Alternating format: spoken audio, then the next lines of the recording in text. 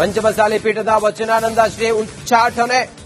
ಪಂಚಮಸಾಲಿ ಪೀಠದ ಗುರುಪೀಠದಿಂದ ಸ್ವಾಮೀಜಿಯ ಉಚ್ಚಾಟನೆ. ಗುರುಪೀಠದಲ್ಲಿ ನಡೆದ ಧರ್ಮದರ್ಶಿ ಸಭೆಯಲ್ಲಿ ತೀರ್ಮಾನವನ್ನು ಮಾಡಲಾಗಿದೆ. 12 ಜನ ಧರ್ಮದರ್ಶಿಗಳಿಂದ ಅಂತಿಮ ತೀರ್ಮಾನವನ್ನು ಮಾಡಲಾಗಿದೆ.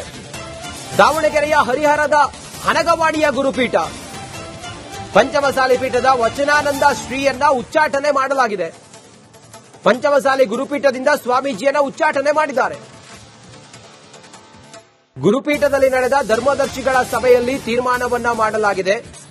ವಚನಾನಂದ ಶ್ರೀಗಳನ್ನ ಗುರುಪೀಠದಿಂದ ಉಚ್ಚಾಟನೆ ಮಾಡಲಾಗಿದೆ. ಪಂಚಮಸಾಲಿ ಪೀಠದ ವಚನಾನಂದ ಶ್ರೀ ಇವರನ್ನ ಉಚ್ಚಾಟನೆ ಮಾಡಲಾಗಿದೆ. ಪಂಚಮಸಾಲಿ ಗುರುಪೀಠದಿಂದ ಬಾಬಣ್ಣ ಅಂತ ಹೇಳಿ ಇನ್ನೊಬ್ರು ನಾಗನಗೌಡ್ರು ಅಂತೇಳಿ ಅವ್ರಿಗೆ ಆರಾಮಿಲ್ಲ, ಅವ್ರು ಬಂದಿಲ್ಲ. ಆದರೆ ನೀವು ತೆರಳತಕ್ಕ ತೀರ್ಮಾನಕ್ಕೆ ನಮ್ಮ ಒಪ್ಪಿಗೆ ಇದೆ ಅಂತೇಳಿ ನಮಗೆ ಫೋನ್ನಲ್ಲಿ ಮೆಸೇಜ್ ಕಳಿಸಿದ್ದಾರೆ.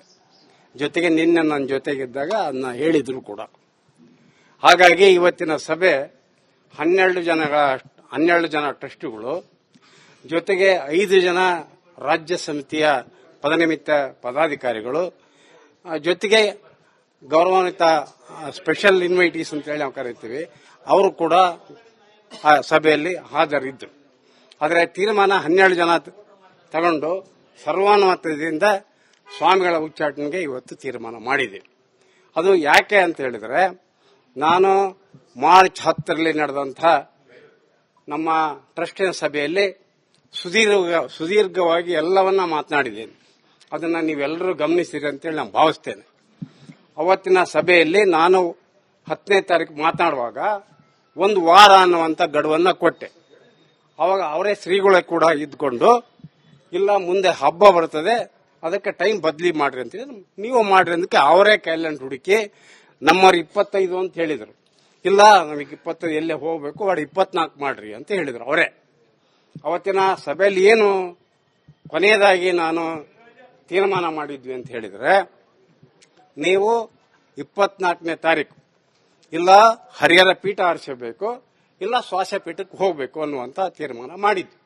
ಆದರೆ 24ನೇ ಸಭೆಯನ್ನ ಮಾಡುವಂತ ಸಂದರ್ಭದಲ್ಲಿ ನಮ್ಮ ಪೊಲೀಸ್ ಇಲಾಖೆಯವರು ನಮಗೆ ಅಲ್ಲಿ ಚುನಾವಣೆ ಇದೆ, ಹಾಗಾಗಿ ಅಲ್ಲಿ ಎಲ್ಲ ನಮ್ಮ ಸಿಬ್ಬಂದಿ ಅಲ್ಲಿ ನಿಯೋಜನೆ ಆಗಿದೆ, ಇಲ್ಲಿ ನಿಮಗೆ ಸಭೆ ಮಾಡಿದರೆ ಜನ ಬಹಳ ಸೇರಬಹುದು, ಹಾಗಾಗಿ ನಿಮ್ಮ ಸಭೆಯನ್ನ ಮುಂದಕ್ಕೆ ಹಾಕ್ರಿ ಅಂತೇಳಿ ಹೇಳಿದ ಮೇಲೆ ನಮಗೆ ಬರವಣಿಗೆ ಕೊಟ್ಟಿದ್ದಾರೆ. ಆ ಬರವಣಿಗೆ ಬಂದ ಮೇಲೆ ನಾವು ನಮ್ಮ 24ರ ಸಭೆಯನ್ನ ಮುಂದೂಡಿದ್ವಿ. ಇವತ್ತು ಆ ಮುಂದೂಡಿದ ಸಭೆಯನ್ನು ಇವತ್ತು ಮಾಡಿ ಈ ಒಂದು ಸರ್ವಾನುಮತದಿಂದ ತೀರ್ಮಾನ ತೆಗೆದುಕೊಂಡು ಅದನ್ನ ತಮ್ಮಗಳಿಗೆ ಕೊಟ್ಟಿದ್ದೀವಿ. ಜೊತೆಗೆ ನಾವು ಇನ್ನೊಂದು ವಿನಂತಿಯನ್ನ ಮಾಡ್ತೀವಿ. ಈಗಲೂ ಕೂಡ ಸ್ವಾಮಿಗಳು ಬಹಳ ಗೌರವಯುತವಾಗಿ ತಮ್ಮ ಆ ನಿವಾಸವನ್ನ ಖಾಲಿ ಮಾಡಬೇಕು. ಅದಕ್ಕೆ ಪೊಲೀಸ್ನವರ ಸಹಕಾರವನ್ನು ಕೂಡ ನಾವು ಮುಂದಿನ ದಿನಗಳಲ್ಲಿ ಕೇಳ್ತೀವಿ ಅನ್ನುವಂಥ ಮಾತನ್ನ ತಮಗೆ ಹೇಳಕ್ ಬಯಸ್ತೇನೆ. ಒಬ್ಬರು ಮಾತಾಡ್ರಪ್ಪ. ಇವತ್ತು ಯಾಕೆ ಗಡುವು ಕೊಡ್ತೀವಿ? ಇವತ್ತು ಗಡುವು ಕೊಡೋದಲ್ಲ, ತೀರ್ಮಾನ ಆಗೋಗುತ್ತೆ. ಅವತ್ತು ಮಾರ್ಚ್ 10ನೇ ತಾರೀಕು ಗಡುವು ಕೊಟ್ಟಿದ್ವಿ 24ಕ್ಕೆ ಅಂತೇಳಿ. 24ಕ್ಕೆ ಸಭೆ ಮಾಡಕ್ ಆಗ್ಲಿಲ್ಲ. ಅಲ್ಲಿವರೆಗೆ ಏನಾದ್ರೂ ಅವ್ರ ತೀರ್ಮಾನ ಹೇಳ್ತಾರೇನೋ ಅಂತೇಳಿ ನಾವು ಅವ್ರನ್ನ ಕಾದ್ವಿ. ಆದ್ರೆ ಅವರಿಂದ ಯಾವ ಉತ್ತರ ಬರಲಿಕ್ಕಾಗಿ ಇವತ್ತು ಈ ತೀರ್ಮಾನ ತಗೊಂಡಿದ್ದೀವಿ.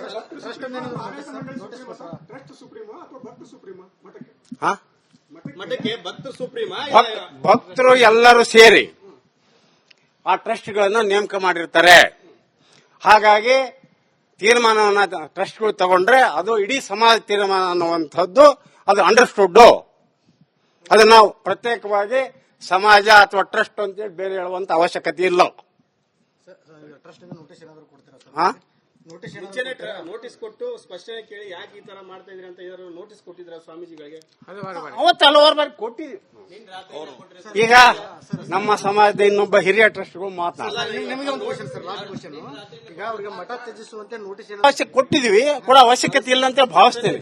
ಆಮೇಲೆ ಪದಚ್ಯುತಿ ಮಾಡಬೇಕಾಗಿತ್ತು ಏನಂತ ಸ್ಪಷ್ಟನೆ ತಗೊಂಡು ಮಠಾಧೀಶರಿಗೆ ಏನು ಕಾರಣ ಏನು ಅಲ್ಲ. ಅವರು ಇವತ್ತಿನ ಸಭೆ ಬರ್ಬೇಕಾಯ್ತು. ಅವರು ಸಮಾಜ ಮ್ಯಾಗ ಕಳಕಳಿ ಇದ್ರೆ ಅಥವಾ ಇಡೀ ಸಮಾಜವನ್ನ ನಾನು ಬೆಳೆಸಬೇಕು ಅನ್ನುವಂತ ಕಳಕಳಿ ಇದ್ರೆ ಇವತ್ತಿನ ಸಭೆಗೆ ಬರಬೇಕಾಗಿತ್ತು. ಅವರು ಅದು ಅಲ್ಲಿ ಮಠದಲ್ಲೇ ಒಳಗಿದ್ದಾದ್ರೂ ನಿರ್ಣಯ ತಗೊಂಡಿದ್ರೆ ಸಮಾಜದ ಎಲ್ಲ ಮೂಲೆಗಳಿಂದ ಬಂದಂತ ಅಭಿಪ್ರಾಯಗಳನ್ನ ಕ್ರೋಢೀಕರಿಸಿ ನಿರ್ಣಯ ತಗೊಂಡಿಲ್ಲ ಹೊರತಾಗಿ ಇದು ಟ್ರಸ್ಟಿನ ವೈಯಕ್ತಿಕ ನಿರ್ಣಯ ಅಲ್ಲ.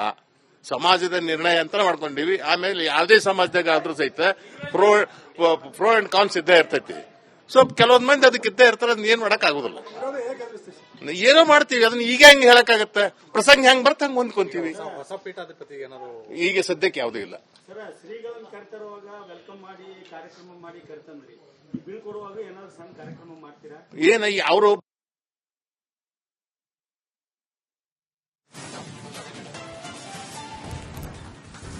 ಹನ್ನೆರಡು ಜನ ಧರ್ಮದರ್ಶಿಗಳ ಸಮಿತಿಯಿಂದ ಪಂಚಮಸಾಲಿ ಪೀಠದಿಂದ ವಚನಾನಂದ ಶ್ರೀಗಳನ್ನ ಉಚ್ಚಾಟನೆ ಮಾಡಲಾಗಿದೆ. ಬೆಳಿಗ್ಗೆಯಿಂದಲೂ ಕೂಡ ಏನೇನು ಹೈಡ್ರಾಮಕ್ಕೆ ಕಾರಣ ಆಯಿತು, ಪ್ರತಿಭಟನೆ, ನೂಕಾಟ, ತಳ್ಳಾಟ, ಇದನ್ನ ತಾವು ಗಮನಿಸ್ತಾ ಇದ್ರಿ.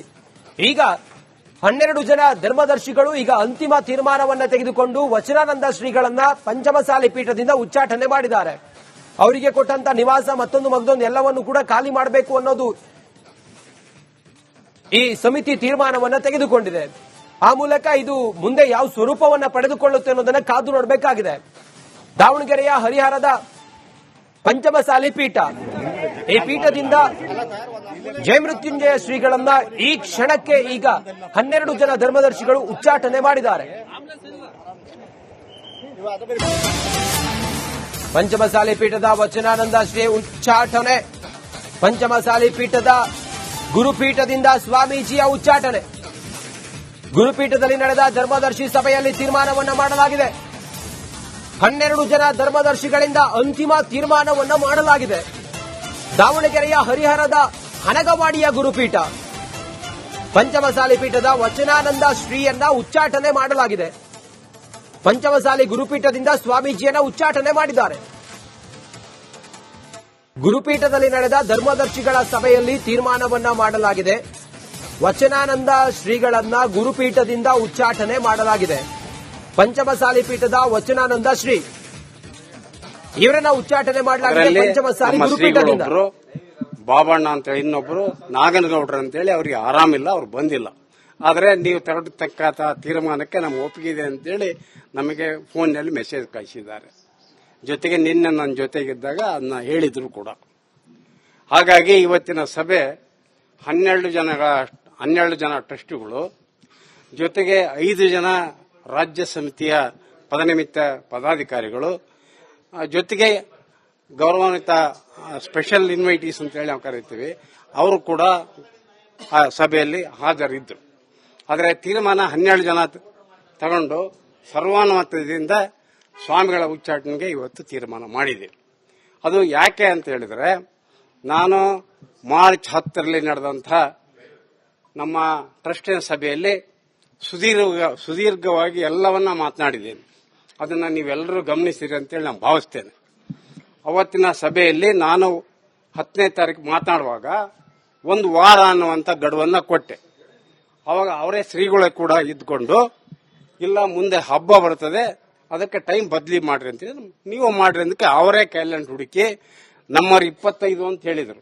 ಇಲ್ಲ ನಮಗೆ 25 ಎಲ್ಲೇ ಹೋಗ್ಬೇಕು, ವಾడు 24 ಮಾಡ್ರಿ ಅಂತ ಹೇಳಿದ್ರು ಅವರೇ.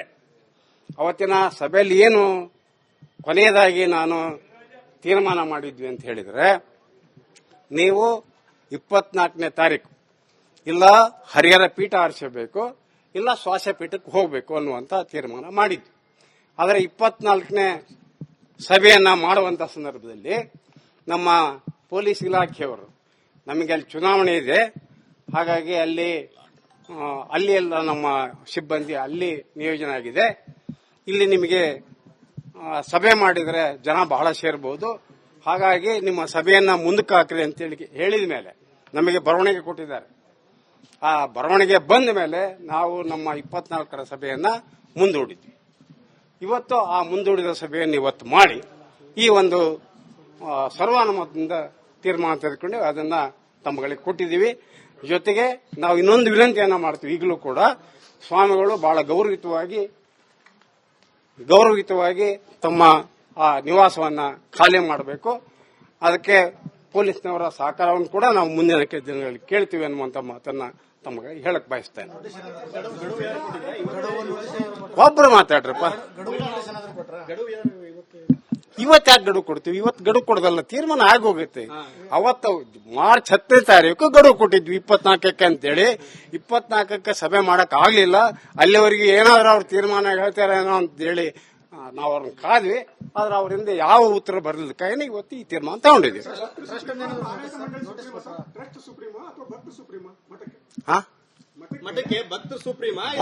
ಭಕ್ತರು ಎಲ್ಲರೂ ಸೇರಿ ಆ ಟ್ರಸ್ಟ್ಗಳನ್ನ ನೇಮಕ ಮಾಡಿರ್ತಾರೆ. ಹಾಗಾಗಿ ತೀರ್ಮಾನವನ್ನ ಟ್ರಸ್ಟ್ಗಳು ತಗೊಂಡ್ರೆ ಅದು ಇಡೀ ಸಮಾಜ ತೀರ್ಮಾನ ಅನ್ನುವಂಥದ್ದು ಅದು ಅಂಡರ್ಸ್ಟುಡ್. ಅದು ನಾವು ಪ್ರತ್ಯೇಕವಾಗಿ ಸಮಾಜ ಅಥವಾ ಟ್ರಸ್ಟ್ ಅಂತೇಳಿ ಬೇರೆ ಹೇಳುವಂತ ಅವಶ್ಯಕತೆ ಇಲ್ಲ. ನೋಟಿಸ್ ಕೊಟ್ಟು ಸ್ಪಷ್ಟನೆ ಕೇಳಿ ಯಾಕೆ ಈ ತರ ಮಾಡ್ತಾ ಇದ್ರಿ ಅಂತ ಏನಾದ್ರು ನೋಟಿಸ್ ಕೊಟ್ಟಿದ್ರ ಸ್ವಾಮೀಜಿಗಳಿಗೆ? ಅವತ್ತು ಹಲವಾರು ಬಾರಿ ಕೊಟ್ಟಿದ್ವಿ. ಈಗ ನಮ್ಮ ಸಮಾಜದ ಇನ್ನೊಬ್ಬ ಹಿರಿಯ ಟ್ರಸ್ಟ್ಗಳು ಈಗ ಅವ್ರಿಗೆ ಮಠ ತ್ಯಜಿಸುವಂತೆ ನೋಟಿಸ್ ಕೊಟ್ಟಿದೀವಿ, ಕೂಡ ಅವಶ್ಯಕತೆ ಇಲ್ಲ ಅಂತ ಭಾವಿಸ್ತೇನೆ. ಆಮೇಲೆ ಪದಚ್ಯುತಿ ಮಾಡಬೇಕಾಗಿತ್ತು ಏನಂತ ಸ್ಪಷ್ಟನೆ ತಗೊಂಡು ಮಠಾಧೀಶರಿಗೆ ಏನು ಕಾರಣ ಏನು ಅಲ್ಲ, ಅವರು ಇವತ್ತಿನ ಸಭೆ ಬರ್ಬೇಕಾಯ್ತು. ಅವರು ಸಮಾಜ ಮ್ಯಾಗ ಕಳಕಳಿ ಇದ್ರೆ ಅಥವಾ ಇಡೀ ಸಮಾಜವನ್ನ ನಾನು ಬೆಳೆಸಬೇಕು ಅನ್ನುವಂತ ಕಳಕಳಿ ಇದ್ರೆ ಇವತ್ತಿನ ಸಭೆಗೆ ಬರಬೇಕಾಗಿತ್ತು. ಅವರು ಅದು ಅಲ್ಲಿ ಮಠದಲ್ಲೇ ಒಳಗಿತ್ತು. ಏನಾದ್ರೂ ನಿರ್ಣಯ ತಗೊಂಡಿದ್ರೆ ಸಮಾಜದ ಎಲ್ಲ ಮೂಲೆಗಳಿಂದ ಬಂದಂತ ಅಭಿಪ್ರಾಯಗಳನ್ನ ಕ್ರೋಢೀಕರಿಸಿ ನಿರ್ಣಯ ತಗೊಂಡಿಲ್ಲ ಹೊರತಾಗಿ ಇದು ಟ್ರಸ್ಟಿನ ವೈಯಕ್ತಿಕ ನಿರ್ಣಯ ಅಲ್ಲ. ಸಮಾಜದ ನಿರ್ಣಯ ಅಂತ ಮಾಡ್ಕೊಂಡಿವಿ. ಆಮೇಲೆ ಯಾವುದೇ ಸಮಾಜದಾಗ ಆದ್ರೂ ಸಹಿತ ಪ್ರೋ ಅಂಡ್ ಕಾನ್ಸ್ ಇದ್ದೇ ಇರ್ತೈತಿ. ಸೊ ಕೆಲವೊಂದ್ ಮಂದಿ ಅದಕ್ಕೆ ಇದ್ದೇ ಇರ್ತಾರೆ. ಅದನ್ನ ಏನ್ ಮಾಡಕ್ ಆಗುದಿಲ್ಲ. ಏನೋ ಮಾಡ್ತೀವಿ, ಅದನ್ನ ಈಗ ಹೆಂಗ್ ಹೇಳಕ್ಕಾಗತ್ತೆ? ಪ್ರಸಂಗ ಹೆಂಗ್ ಬರ್ತ ಹಂಗ್ ಹೊಂದ್ಕೊಂತೀವಿ. ಹೊಸ ಪೀಠಾಧಿಪತಿ ಈಗ ಸದ್ಯಕ್ಕೆ ಯಾವುದೂ ಇಲ್ಲ. ಶ್ರೀಗಳನ್ನು ಕರ್ತರುವಾಗ ವೆಲ್ಕಮ್ ಮಾಡಿ ಕಾರ್ಯಕ್ರಮ ಮಾಡಿ ಕರ್ತಂದ್ರಿ, ಬೀಳ್ಕೊಡುವಾಗ ಏನಾದ್ರು ಸಣ್ಣ ಕಾರ್ಯಕ್ರಮ ಮಾಡ್ತೀರಾ? ಏನ ಅವರು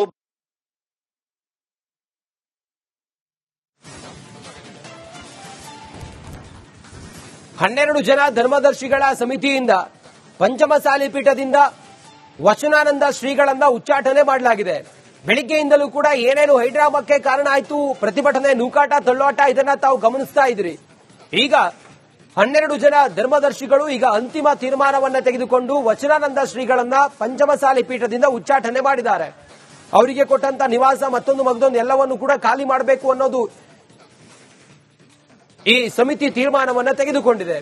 ಆ ಮೂಲಕ ಇದು ಮುಂದೆ ಯಾವ ಸ್ವರೂಪವನ್ನ ಪಡೆದುಕೊಳ್ಳುತ್ತೆ ಅನ್ನೋದನ್ನ ಕಾದು ನೋಡಬೇಕಾಗಿದೆ. ದಾವಣಗೆರೆಯ ಹರಿಹರದ ಪಂಚಮಸಾಲಿ ಪೀಠ, ಈ ಪೀಠದಿಂದ ಜಯಮೃತ್ಯುಂಜಯ ಶ್ರೀಗಳನ್ನ ಈ ಕ್ಷಣಕ್ಕೆ ಈಗ 12 ಜನ ಧರ್ಮದರ್ಶಿಗಳು ಉಚ್ಚಾಟನೆ ಮಾಡಿದ್ದಾರೆ.